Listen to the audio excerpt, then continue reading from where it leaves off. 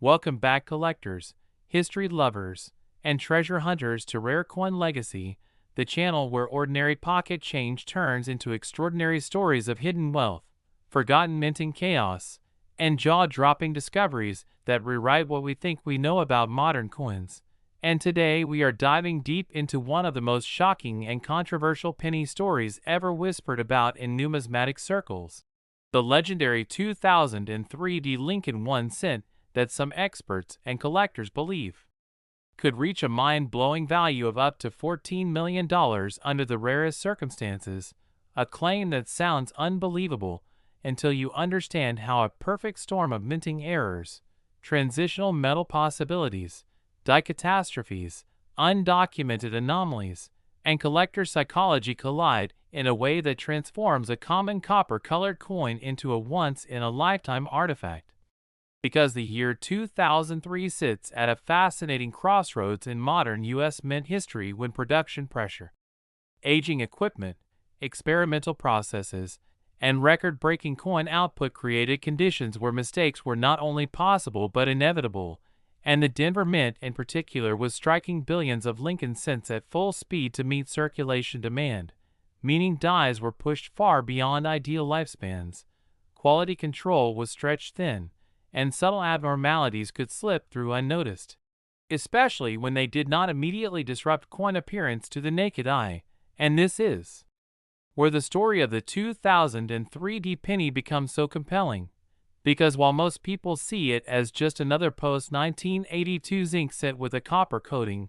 advanced examination has revealed that a tiny fraction may carry characteristics that should not exist at all, including extreme double dies that rival the most famous varieties in history,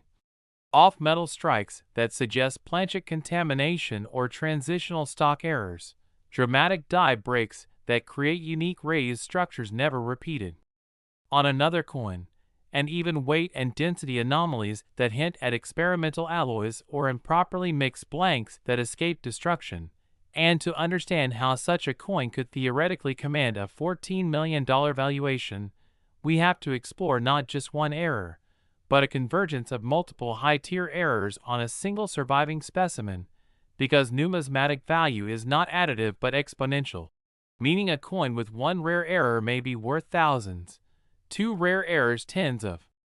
thousands, but a coin combining several impossible traits becomes a singular object with no true comparison, allowing the market to set values based on desire rather than precedent. And the 2003 penny sits in a unique window where such a convergence is plausible, beginning with the planchet itself, as by 2003 the U.S. Mint was using copper-plated zinc blanks exclusively for cents.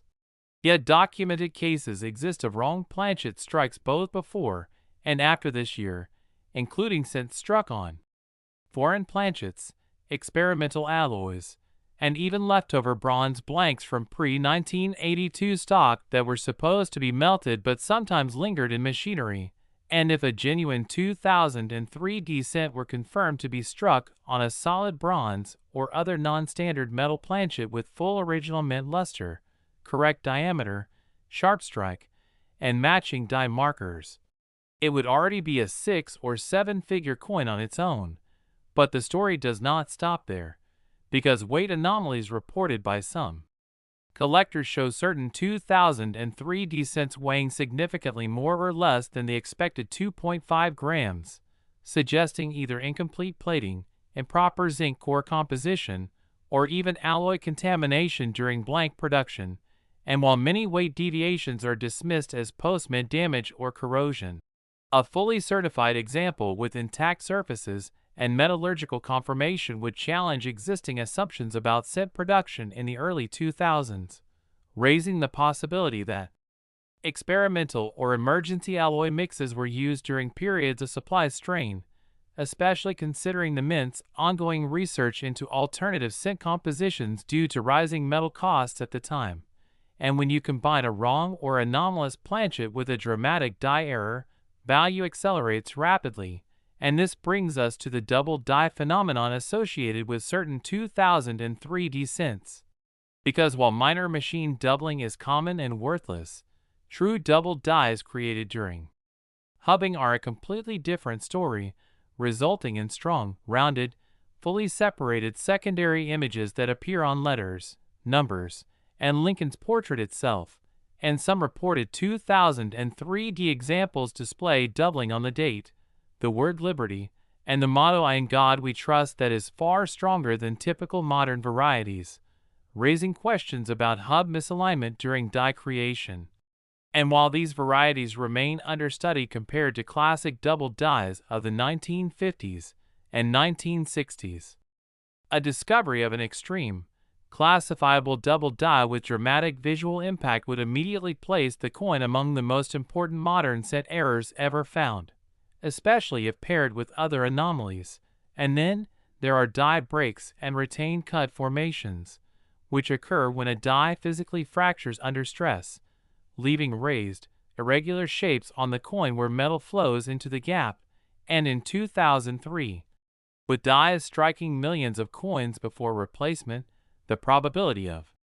catastrophic failure increased, and some collectors have documented massive die cracks on 2003D cents that cut through Lincoln's portrait, distort lettering, or create raised ridges along the rim. But imagine a single coin bearing a large retained cut that alters the design dramatically while remaining fully struck and undamaged, because such pieces represent a frozen moment of mechanical failure at the mint. And if that failure occurred on a die already producing doubled imagery or striking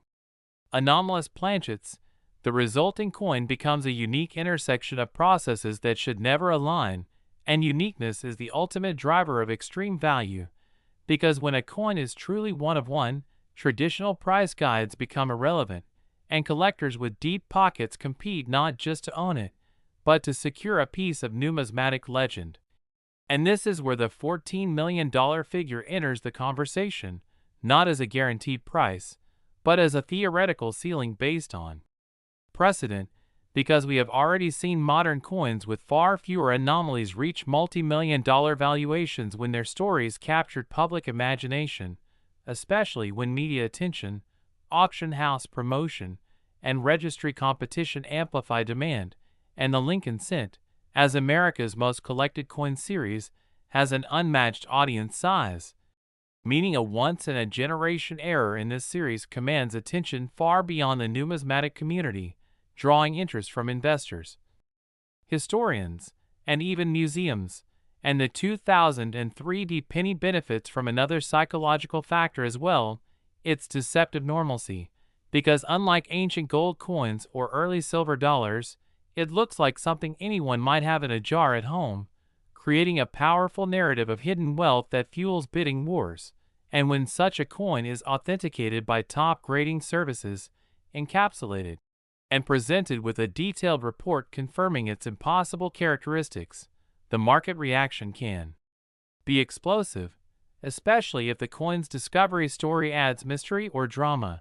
such as being found in circulation years later, pulled from a roll, or inherited unknowingly, because collectors do not just buy metal and errors, they buy stories, and the more unlikely the discovery, the more valuable the artifact becomes. And this brings us to the role of certification and provenance. Because without expert verification, extraordinary claims mean nothing, but with it, they can reshape price expectations overnight. And a hypothetical 2003D penny valued near $14 million would require not just one grading opinion, but extensive metallurgical testing,